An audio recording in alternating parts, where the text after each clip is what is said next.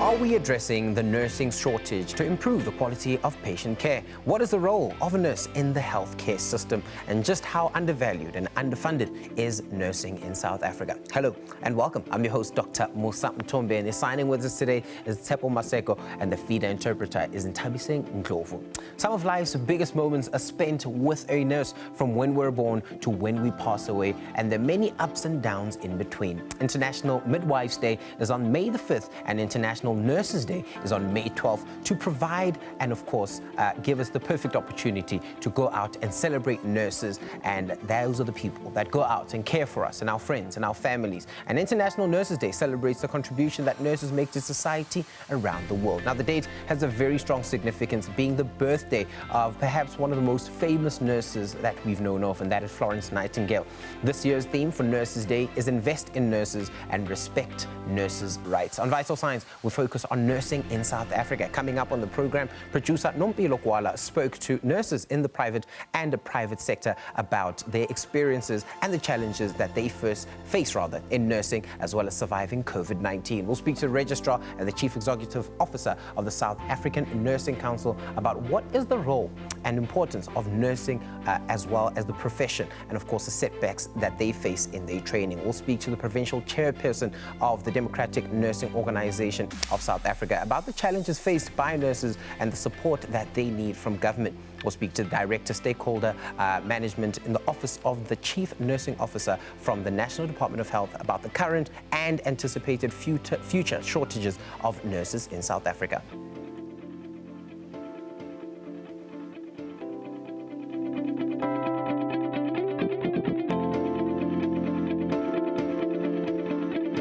Remember that you can be part of the show by asking the guests that will have the questions that you have in your mind by simply sharing your views and, of course, your questions with us on what we're discussing. The number to call is 011-714-5861 or 011-714-5877. Social media is also available for you to use. Get in touch with us on Twitter at SABC Vital Signs or Facebook SABC Vital Signs. The show continues right after this ad break.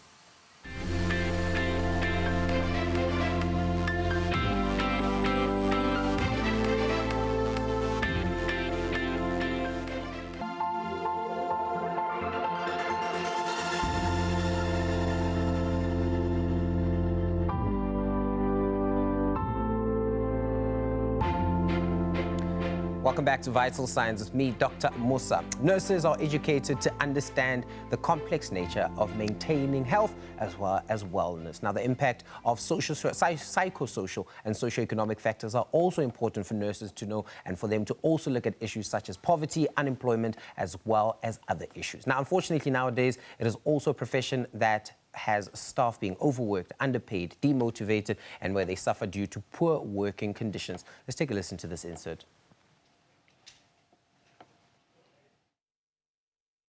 International Nurses Day is a day set aside to appreciate the nurses globally for their collective effort in sustaining the healthcare system. We speak to nurses and find out what they love about the profession and some of their struggles. We get there, we give a few injections and we go home. But, you know, it sort of showed me that there's so much more to nursing. In what sense?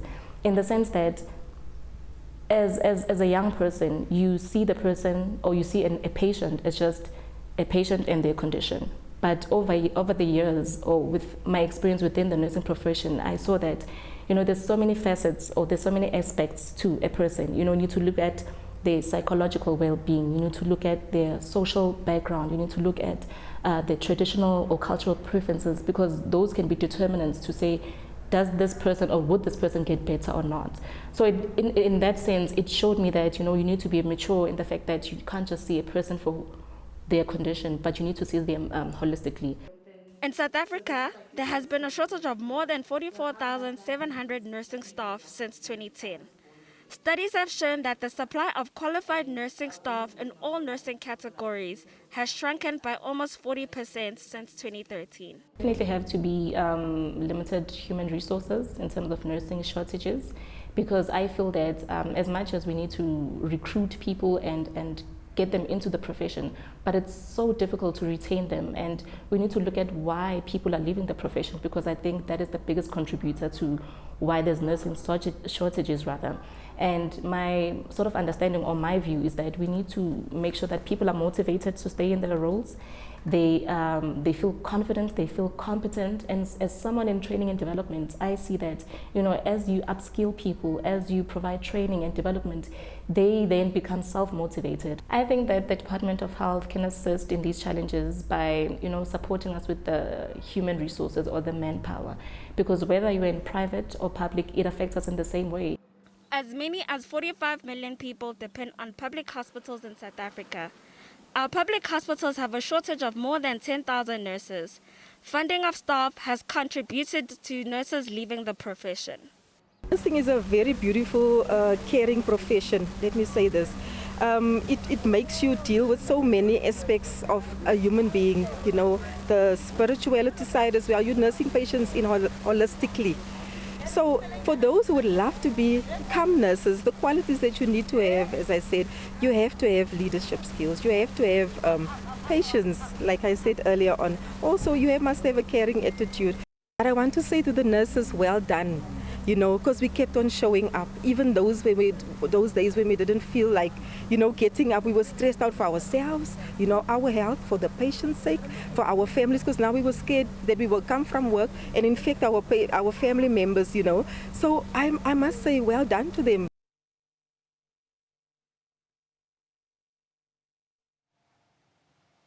After the break, we'll speak to Zeni Mkhunu, the Registrar and the Chief Executive Officer from the South African Nursing Council, about what is the role and the importance of nursing as a profession, and of course the setbacks in nursing training.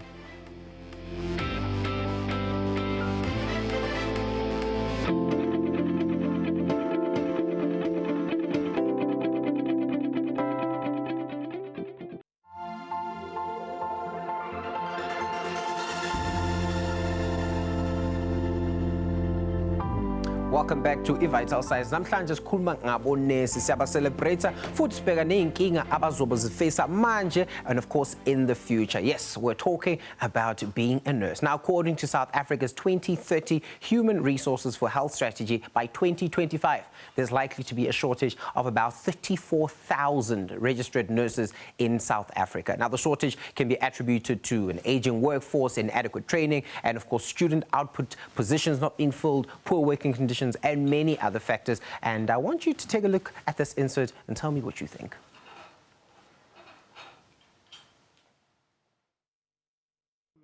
Earlier this year, the Gauteng Department of Health cut its budget, which resulted with more than 800 COVID-19 support staff contracts not getting renewed.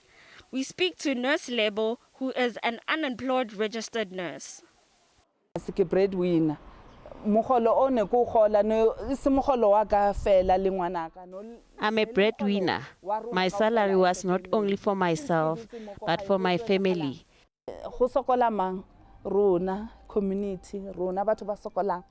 Who suffers? The community.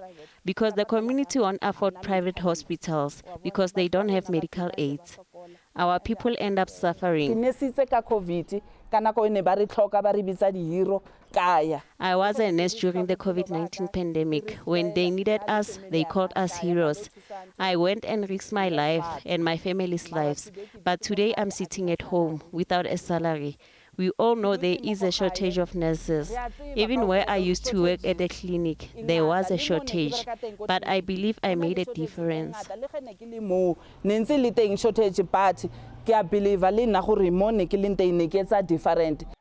The Young Indaba Trade Union took to the streets and gathered outside the Department of Health and Treasury in Tshwane to hand over the memorandum of demands to voice their concerns about a number of issues affecting the health sector.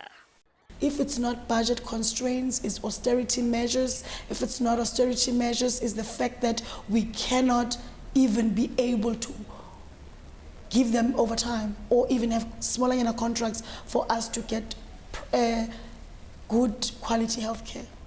We've got enough staffing. nurse-patient ratios is the only thing that is killing not just our nurses or our healthcare system, is killing patients. You know, you can't be a midwife and deliver 5 women at a time. 4 of those kids or those women are going to complicate and some will die. And that's the reality. Imagine going to work and really being an accomplice of murder on a daily. It cannot be well for anyone's psychological, you know, for their mental state at all. These include improved working conditions to infrastructure, equipment, and medicines. Being a nurse in South Africa, you feel like you are married to a very abusive husband.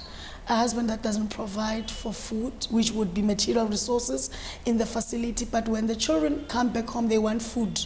They want to see mama beg something. They want to see clothes that they can go to school or to play with. And unfortunately, those things are not there. The government, who's the husband, who's very, very abusive, is not providing.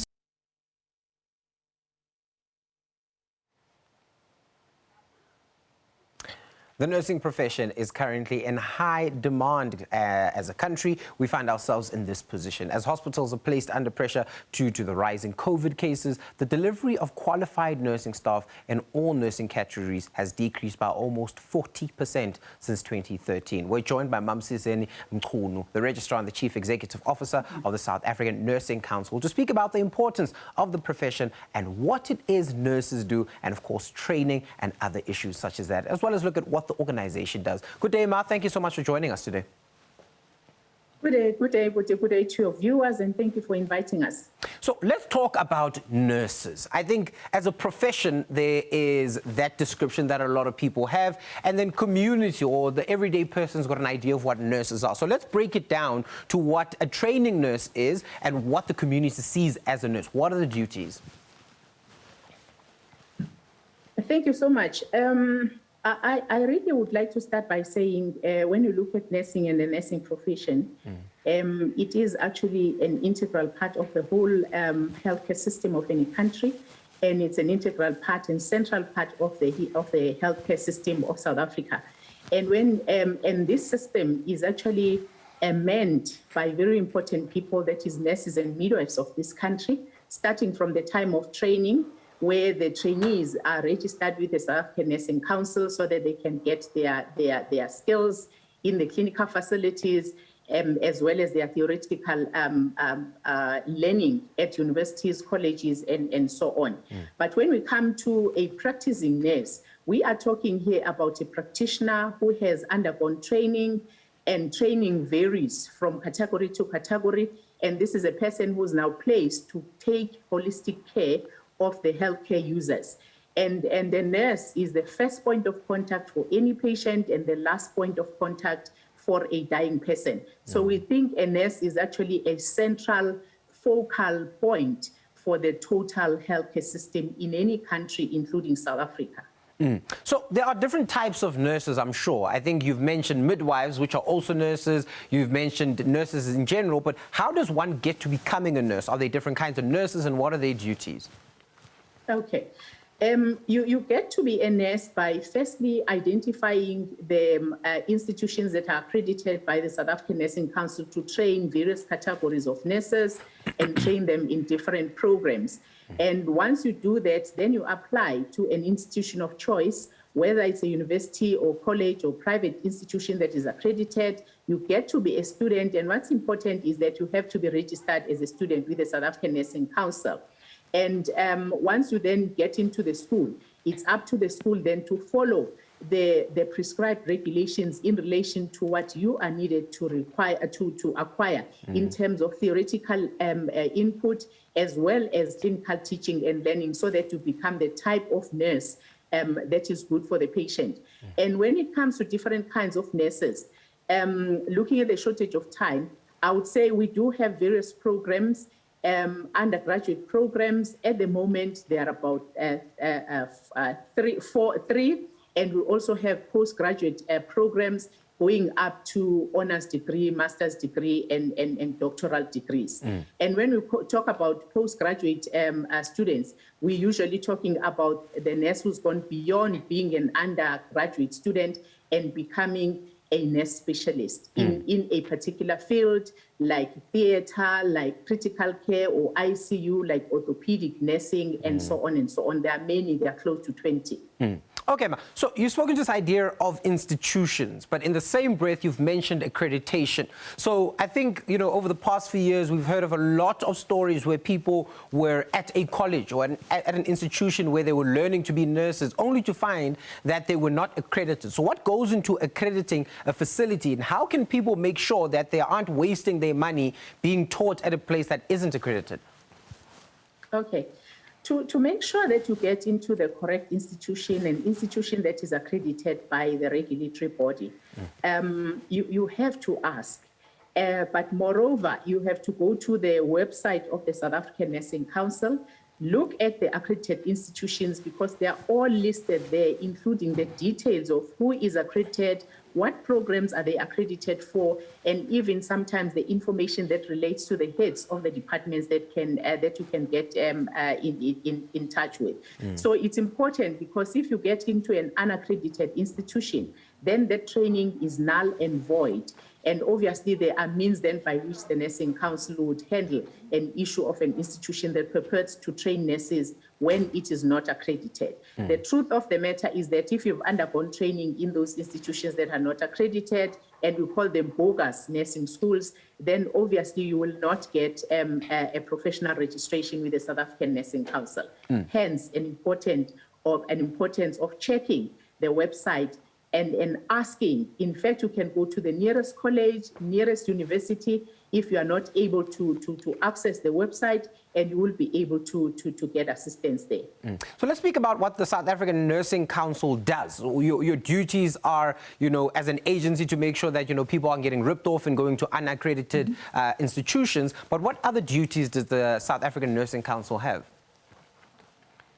The South African Nursing Council is one of the statutory health professional councils in the country. And specifically, it is created to regulate the profession of nursing. And very briefly, the way of regulating it is, number one, the most important thing is having everybody who calls themselves a nurse or midwife registered with the South African Nursing Council to protect that title, so that it's not everybody can go about, you know, calling themselves a nurse. Because once you are registered in any category, then we know that you are a student of nursing or you are a practitioner of nursing, and the scope of practice in terms of the regulations would guide you with regard to which the parameters within which you can practice. And secondly, besides keeping the register, which is very, very important, because that is how we verify, and any country and any institution verifies a registered nurse versus the bogus nurse. The other important function of regulating is to regulate the very education and training of nurses and midwives. And there are many ways in which this is done. There is various regulations that the South African Nursing Council puts forth through the Ministry of Health, and registration of students is another way of making control. Prescribing the core curriculum or macro curriculum for the students is one way of ensuring that the competencies in relation to the category of nurse that the country needs are defined by the regulatory body. And the Nursing Council also, what is important is, once a person has completed their training, the council also regulates the practice of a qualified nurse, so that the nurse practices according to their scope of practice. And it also regulates the conduct of a nurse through, again, a set of regulations, code of conduct of nurses, and so on and so on. One of the functions that we have added since 2008, which we think is very important, other than the regulating the practice, the education, the conduct of a nurse, is to add the caring for nurses. The South African Nursing Council has added a very important function of getting assistance in identifying nurses that have physical problems or mental problems or problems of substance abuse. And the South African Nursing Council has created a mechanism of supporting those nurses together with an employer in order to ensure that we retain and we keep the nurses in their practice. So in summary, it's registration, very important, education and training, practice, conduct, and the health status of nurses and students. I really want to touch on that training bit, but we have a caller. This is Choma from Orkney. Hello, Choma. Ntate le kae? Ntate, o na le potso for mme? Ne ke kopa ho botsa mme mo hore ha ile mo manese challenge ba fetsaneng le yone ho sena di ambulance bone jalo ka le mokgatlo wa bone. Ba thusa jwang hore province re cover because mona mo ke leng teng ke mo Orkney province ya North West di ambulance di 5 fela. Ba lla manese mo nda ha ke di ambulance hore ntate Sambata o ba file sala ambulance tse 5. La tibile motho la ba hlokala mona manese alla ho dina a re ha ba fumane transport jwale mokgatlo o kena jwang mo gore o buele lefapha le tse mosebetsi wa lona. Okay, thank you, Bob. Thank you. All right, Ma'am Mchunu, I'm sure the question you heard, but I think it addresses a bigger issue, and that's the issue of the challenges that face a healthcare system that ends up affecting the healthcare workers within it. So in Dr. Choma's example, he says that the nurses at the hospital or the facilities are inundated with problems, that there are only 5 ambulances within the province, which makes it difficult for them to carry out their duties. So as SANEC, how do you address these issues where your nurses would love to work but are being constrained by the healthcare system? Let me start by saying the South African Nursing Council as a regulatory body has a totally different mandate from that of the employer, in the main being government, because the resources of healthcare are provided by government through the Ministry of Health. And I was made to understand, sir, that you have got a speaker from the National Department of Health. So those resources are resources that should be provided by government through the Ministry of Health and not by the South African Nursing Council. So I'll be misleading you if I actually tried and responded on behalf of the department. Thank you so much, Ma'am Mchunu, for joining us today and really addressing and looking at what the South African Nursing Council does. I think it's important to have you on as we celebrate International Nurses Day over the next month and looking at the victories, but some of the challenges that you also end up facing. Of course, that was Ma'am Mchunu from the South African Nursing Council, CEO as well as the Registrar. We continue our discussion. Of course, after the break, we'll have more guests and we'll be looking at the challenges that are being faced in the health sector.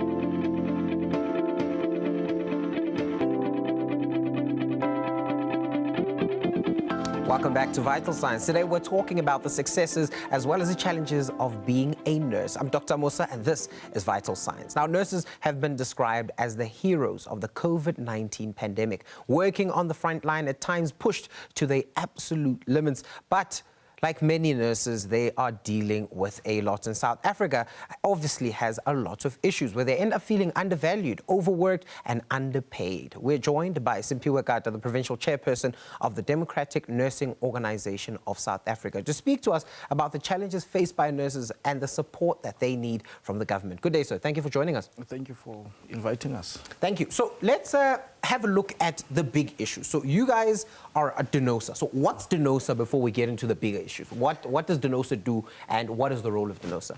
Well, DENOSA is a nurses union. We are also a professional organization. You'd understand that given our history in this country, there were homelands. So post-1994, when the homelands were dissolved and South Africa was formed, all these nurses organizations that existed in the different homelands then amalgamated and formed what you call today, which is DENOSA. There was a launching conference which was led by Umamo Albertina Sisulu in Durban, and in 1996, on the 6th of December, DENOSA was formed, looking into 2 aspects in the nursing profession. One, which were a union. We also have another wing, which is the professional wing, where we look at professional issues that are affecting the profession. We engage in research also to see how do we improve, contribute to improve the profession, and also encouraging nurses, because you understand that nursing is a scientific profession, so the knowledge there is not stagnant. Yes. It evolves every day. So we have to encourage our people to, capacitate themselves so that, the end result, which is the patient, can experience a better care through us. But we can't deny the fact that much as we're professionals, at the end of the day, the skill that we learn at school, we then trade it off, and in return we get wages or salaries, if you like. Yes. And that is where now the workers' rights issue enter, and that's where we also look at protecting the rights of nurses as workers in this regard. So that's what we do. We focus on the two areas, the professional development as well as ensuring that we protect the rights of nurses as workers in this country. Nursing faces a lot of challenges. We know this because we see it all the time. On TV, you hear about hospitals having shortages of nurses, of equipment, and all those sorts of things. What are some of the biggest challenges that you receive from your members about the nursing profession?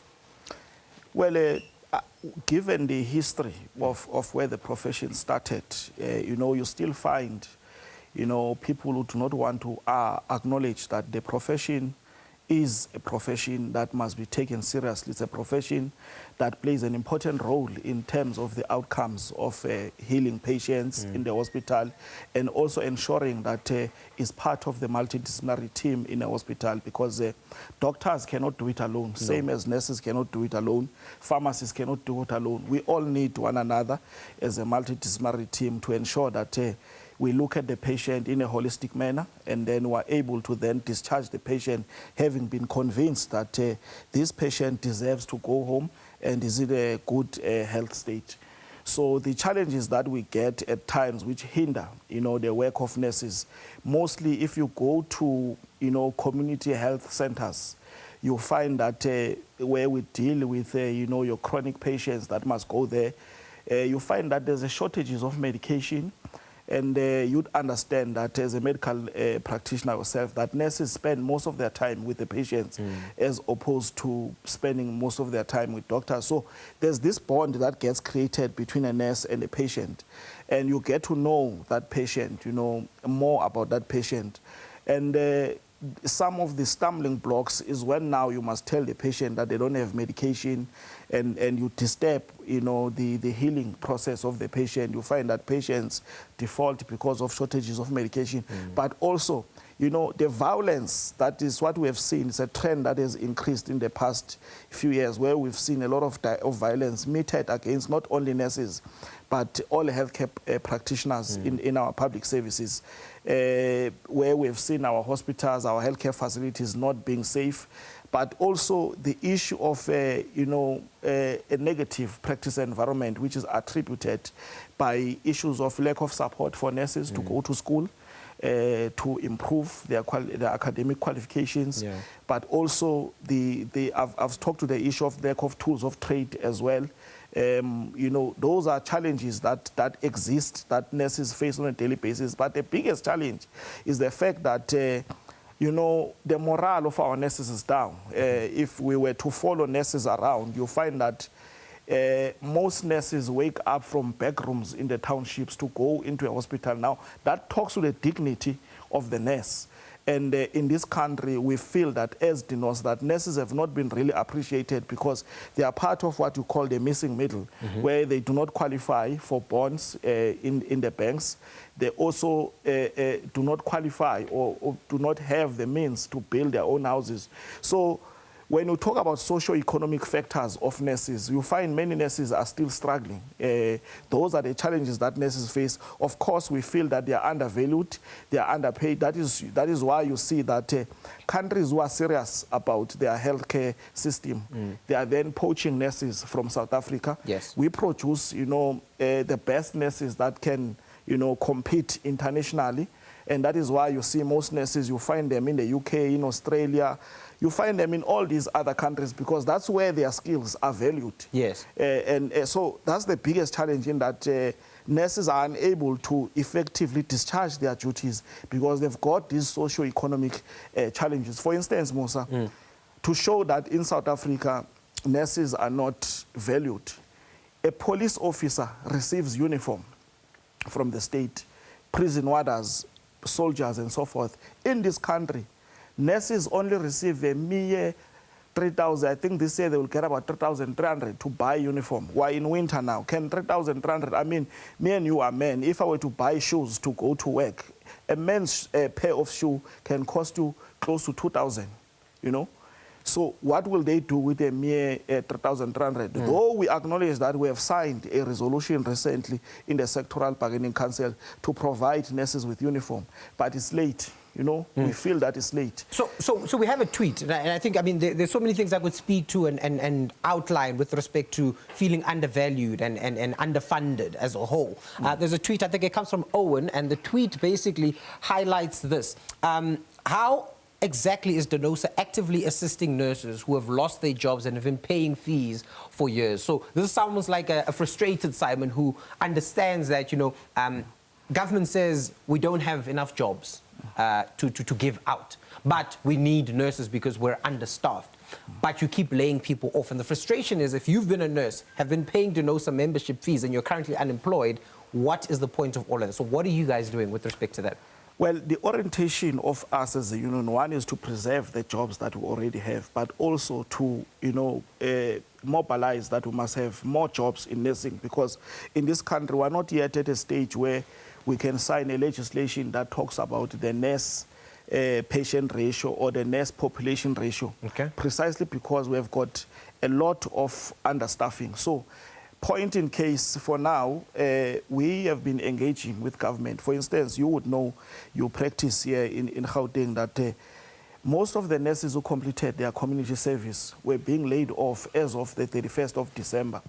We were at the forefront of fighting to save those jobs, and we still continue to fight, and also taking the fight to treasury, because the biggest problem that we have in this country is that those who are in leadership, who are in charge of government, do not look at health as an investment that they should make. I mean, if you employ more nurses, you are investing into the healthcare system, and the spin-offs of that investment can be seen. One, if you've got a healthy nation, you will have a good performing economy, which will result in the creation of more jobs. So the challenge we've been having is that, for instance, in Gauteng, we have seen the cutting of a budget by 4 billion, you know, which is focusing on the compensation of employees' budget.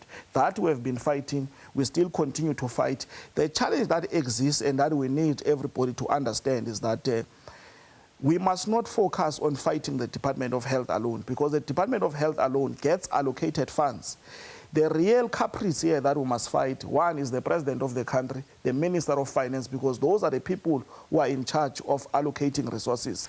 Those are the people that we must convince and get a political will to say that they must allocate more resources into the healthcare system. In this country, we've been seeing that education has been getting the largest chunk of the budget, which is a contradiction to what the current government of the day has promised the healthcare sector. If you look at the 2030 vision, the NDP, so to say, they want to introduce what you call the national health insurance.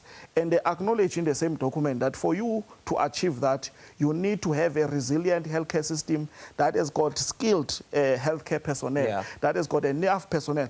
But at the policy level, it's well and good. But at a practical level, you don't see government do. I mean, how do you explain and even advocate why you want to cut a health budget when you say you want to achieve what you call a national health insurance? So we do our best to influence policy, to also lobby, because some of the battles will not be won only in the Department of Health. We also look at the government as a whole to say, let's engage them, let's convince them. So we do it's one of our priorities in terms of ensuring that the Department of Health in South Africa employs more nurses. So we do our best to preserve the jobs that are there. As I speak to you now, I can tell you that in other provinces, for instance, even in other countries, those who have completed ComServe have been laid off. But we have ensured that here in this province, it's not going to happen. And we continue to fight even in other provinces to say, find the resources.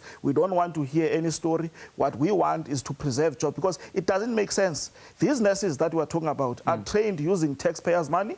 At the end of the day, they are laid off, meaning we are feeding the private sector with nurses that have been trained using public sector resources. Somebody has got to account to that, because it's wasteful expenditure. Why train them if you cannot, employ them? them. Very and at the end of the point. day... Yeah, Simpio, unfortunately, we're out of time. But I get what you're saying. Why train them when you can't employ them? Highlighting the big issues that DENOSA, which is the Democratic Nursing Organization of South Africa, is wanting to highlight, that they're out looking out for the nurses' interests and they will fight whatever stakeholder exists to keep the jobs of their members. After the break, we'll speak to Veronica Tashel, who is the Director Stakeholder Management in the Office of the Chief Nursing Officer from the National Department of Health, about the current and the anticipated future shortages of nurses in South Africa. Stay with us.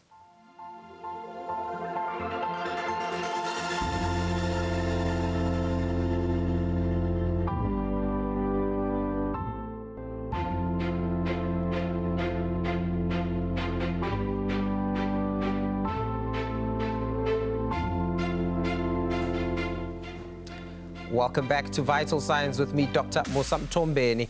We're talking about International Nurses Day and, of course, the impact nurses have on our health as well as on society. There's been a shortage of more than 44,700 nursing staff in South Africa since 2010. Now, studies have shown that a supply of qualified nursing staff in all nursing categories has shrunk by more than 40% since 2013. As many as 45 million people depend on public hospitals in South Africa, and our public health and public hospitals have a shortage of more than 10,000 nurses and 1,300 doctors. Now, according to the 2030 Human Resources for Health strategy, if nothing substantial is done, then by 2025, that's only 3 years away, by the way, there will likely be a shortage of about 34,000 registered nurses in primary health care. Now, we're joined by Veronica Tashel, the Director Stakeholder Management in the Office of the Chief Nursing Officer from the National Department of Health, to speak to us about the current and the anticipated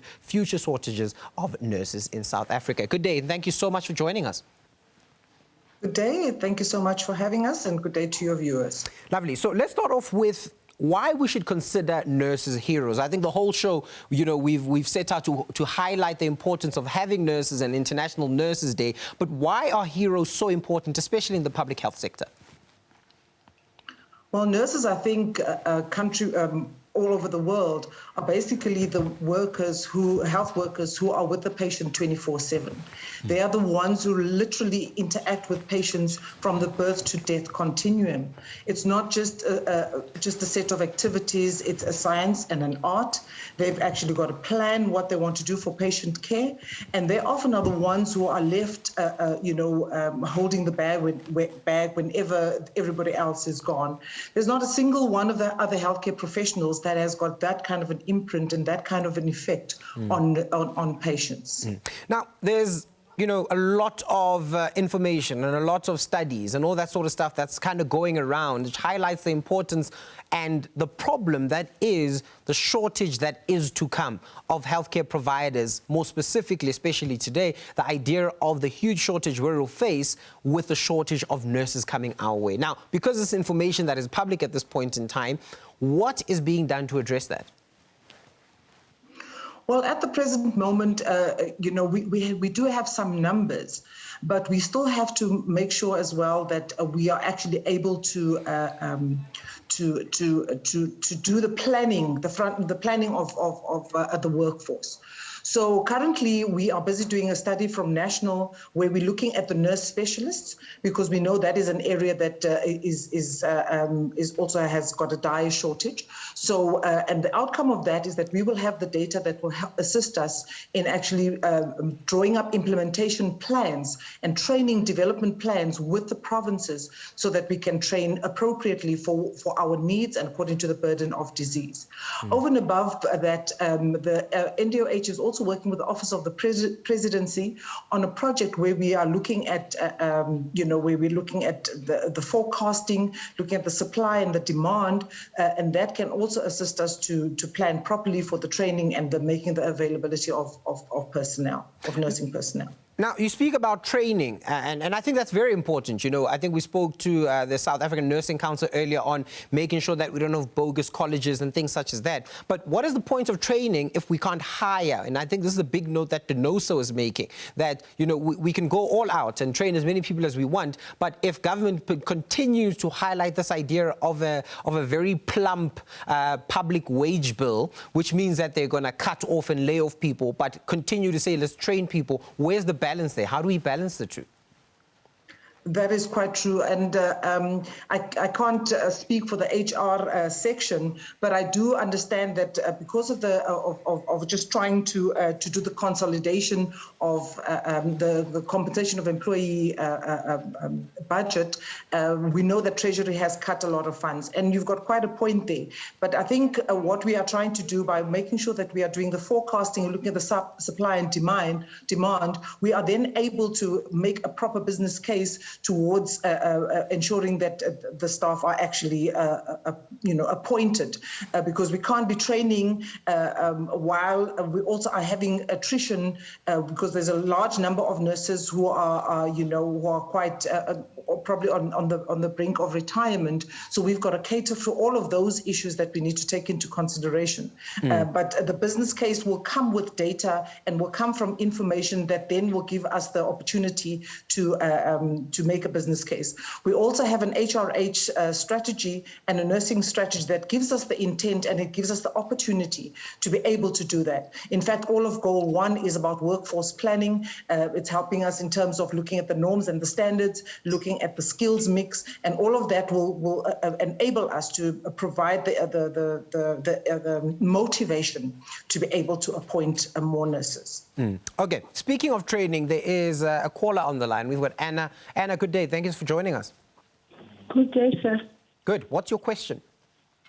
My question is, there is this nursing school here in Kimberley. The lady is charging the people 800 rand when you started, and you will pay 600 when you finish, and you will pay 200 rand again for the certificate. But when I look at the certificate, it is not really registered with healthcare. I even sent the certificate to the MEC of Health, and he's still not responding, and the ladies keep on doing that. And I think it's a fraud, because those people are not going to work anywhere with those certificates. What is our department doing about it? No problem. Thank you so much, Anna, for your question. So this issue highlighting bogus colleges and what the government or the department is doing with respect to addressing and making sure that people aren't being taken or aren't being fraudulently taken for their money.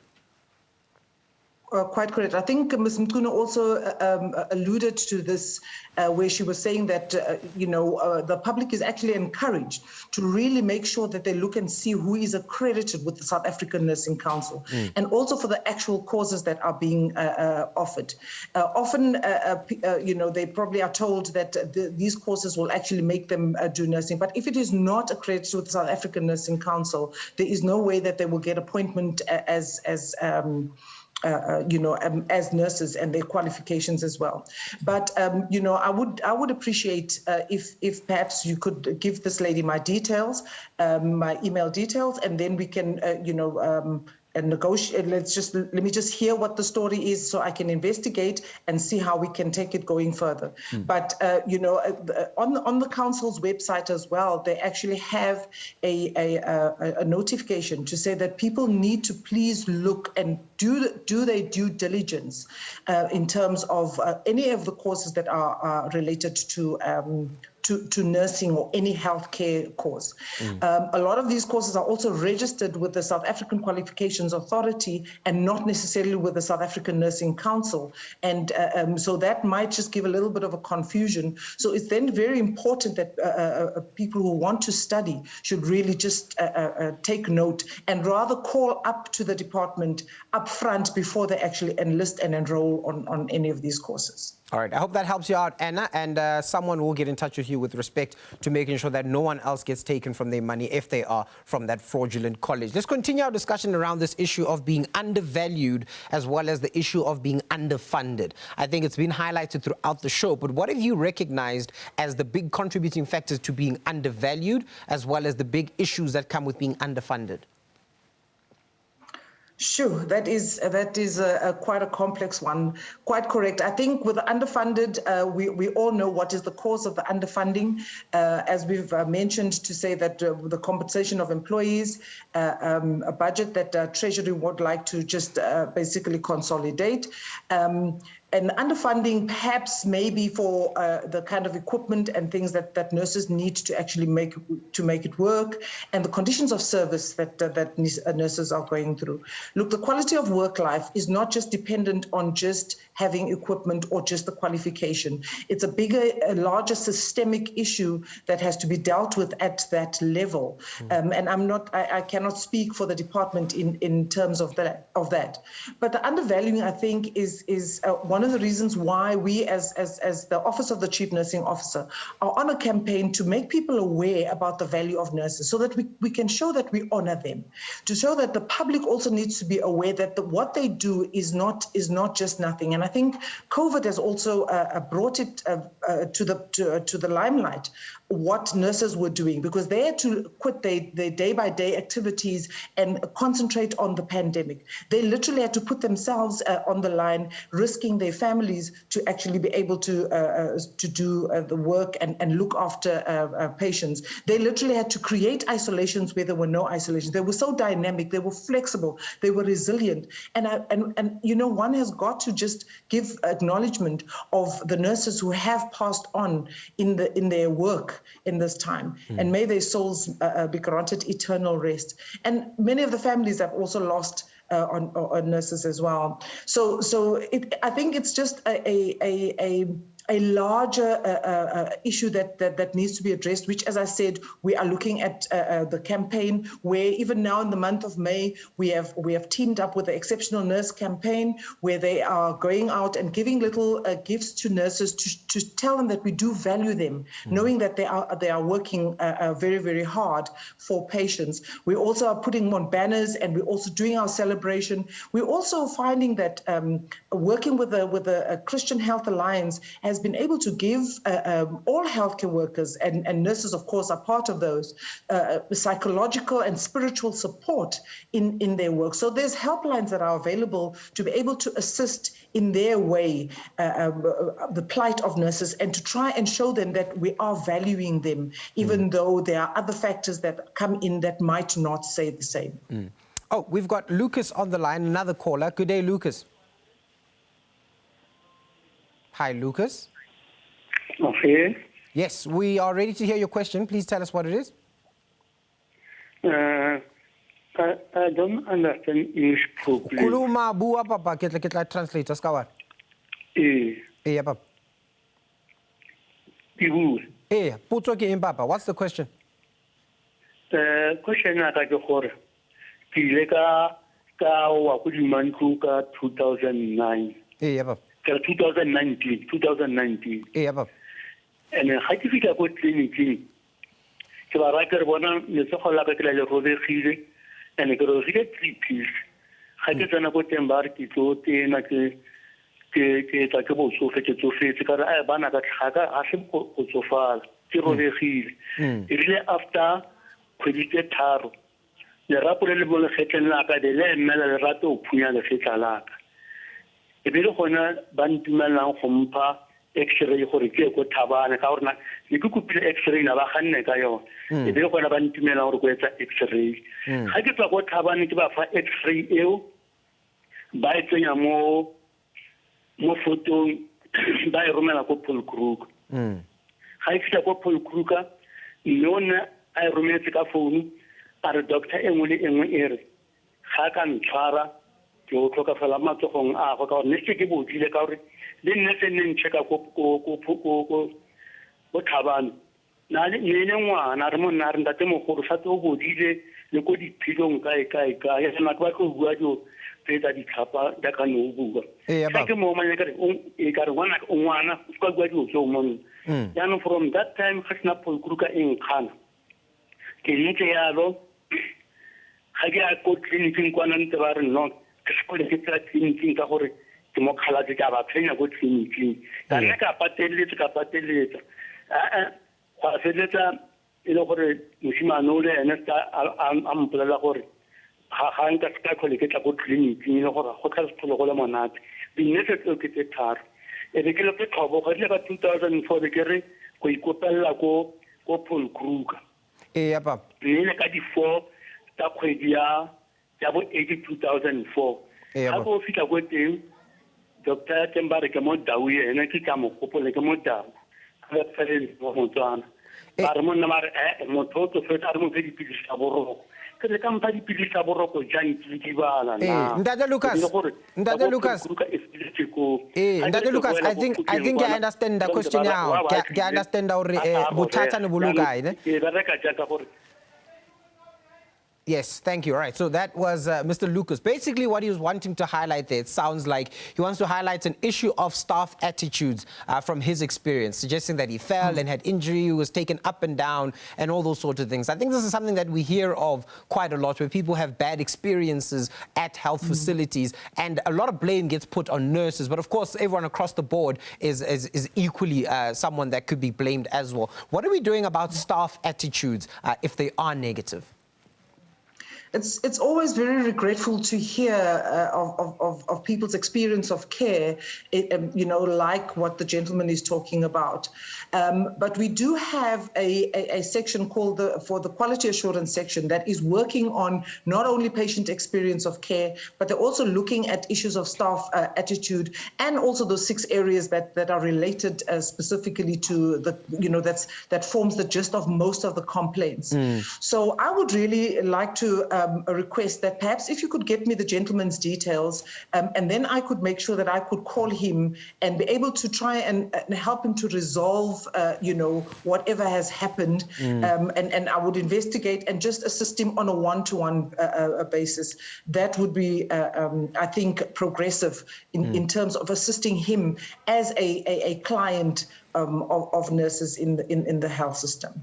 Thank you so much for answering all of our questions, and we'll make sure that we get Mr. Lucas's details to you so that he could be assisted as well. And thank you for really being out to celebrate the big day. I think as a department, it's very important to celebrate the people that you say yourselves are frontline workers and the backbone of a health system as we celebrate International Nurses Day. Thank you so much for joining us throughout the day. A very big and important day that we'll be celebrating, and of course a great month where nurses are being celebrated. All the successes, some failures, and of course the challenges that they face. We hope that they will get remedied as soon as possible so that we get back to a thriving health system. From me, Dr. Musamtomeni, this is Vital Science. We'll see you again next time.